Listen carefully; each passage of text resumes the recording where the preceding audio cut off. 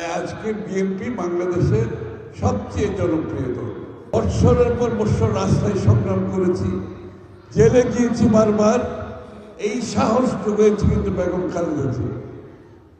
ওনার কাছ থেকে আমরা সাহস পেয়েছি। উনি যদি সেদিন কম্প্রোমাইজ করত, আমাদের এই সাহস আসত না। উনি আমাদেরকে সাহায্য দিয়েছে, উনি আমাদেরকে দেশপ্রেমিক নাগরিক হিসেবে তৈরি করেছেন।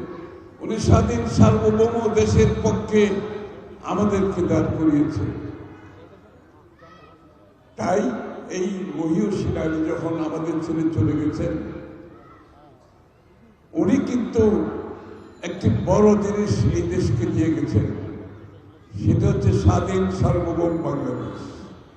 আধিপত্যকারীদের কোনো জায়গা বাংলাদেশে উনি কোনোদিন মেনে নেয় নাই।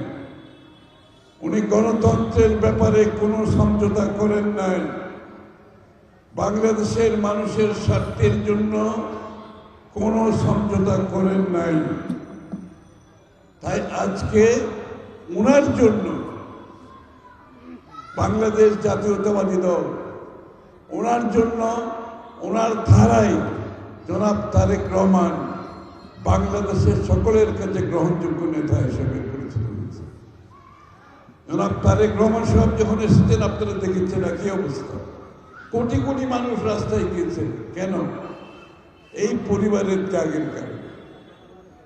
আজকে তারেক রহমান সাহেবকে একটু দেখার জন্য লক্ষ লক্ষ মানুষ রাস্তাঘাটে যেখানে যায়। কেন মানুষ একটু দেখতে চায় তাই? সুতরাং যারা দেশ বিক্রি করেছে, যারা দুর্নীতি করেছে, যারা স্বার্থ রক্ষার জন্য কম্প্রোমাইজ করেছেন, তারা কেউ রাজনীতিতে এখন নাই। যারা এরশাদের সময় রাজনীতিতে নির্বাচনে অংশগ্রহণ করেছে, যে সমস্ত দল, আপনারা জানেন এরা কারা। এরশাদের সাথে, শেখ হাসিনার সাথে আরো কিছু দল নির্বাচনে অংশগ্রহণ করেছে। 111-এ অনেক দল 111-এর সাথে তাল মিলিয়েছে।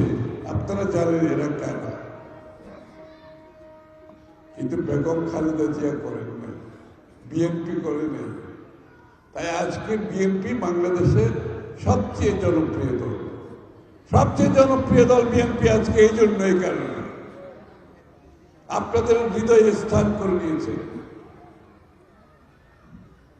আগামীর বাংলাদেশে যে স্বপ্ন তারেক রহমান সাহেব তুলে ধরেছেন, শহীদ প্রেসিডেন্ট জিয়াউর রহমান সাহেবের চিন্তায়, ভাবনায়, দর্শনে, পরবর্তীতে দেশনেত্রী বেগম খালেদা জিয়ার চিন্তায়, চেতনায়, দর্শনে, যে গণতন্ত্রের টর্চ, মশাল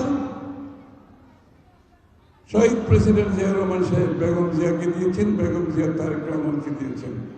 এই মশাল, গণতন্ত্রের মশাল নিয়ে আজকে তারেক রহমান সাহেব এগিয়ে যাচ্ছেন। আমরা তার সাথে এগিয়ে যাচ্ছি। সমস্ত দেশ এগিয়ে যাচ্ছে।